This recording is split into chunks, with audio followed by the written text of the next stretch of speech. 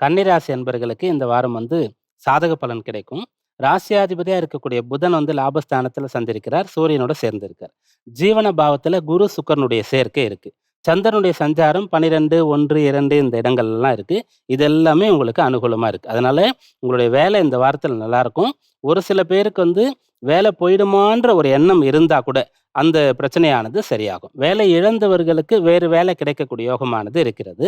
Business சம்பந்தமா மேற்கொண்டு பணம் தேவை. இன்னும் கொஞ்சம் இன்வெஸ்ட் பண்ணா தான் இத கன்டினியூவா நடத்த முடியும். இல்ல இன்னும் கொஞ்சம் வேலையாட்கள் நமக்கு தேவைப்படுறாங்க. ஒரு பார்ட்னர் வேணும்னா, இதெல்லாம் கிடைக்கும். இந்த விஷயங்கள்லாம் இந்த வாரத்துல சாதகமா இருக்கு. கவனமா இருக்க வேண்டிய விஷயம் என்னன்னா, ஆரோக்கியத்துல கவனம் எடுத்துக்கொள்ள வேண்டும். குறிப்பாக ரெகுலரா மெடிகேஷன்ல இருக்கீங்க. மருந்து, மாத்திரை சாப்பிட்டுட்டு இருக்கீங்க அப்படின்னு சொன்னா, நீங்க ரொம்ப கவனமா இருந்து, ஒரு முறை மறுபடியும் டாக்டர பார்த்துட்டு, இத கன்டின்யூ பண்ணலாமா? அந்த டோசேஜ்லாம் கம்மி பண்ணலாமான்றத பாருங்க.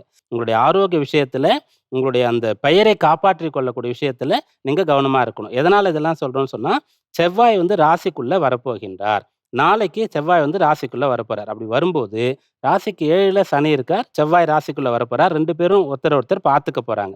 10ஆம் இடத்துல குரு, சுக்கிரனுடைய சேர்க்கை இருக்கு. அதனால ஆரோக்கியத்திலயும், உங்களுடைய வேலையிலயும் கவனமா இருங்க.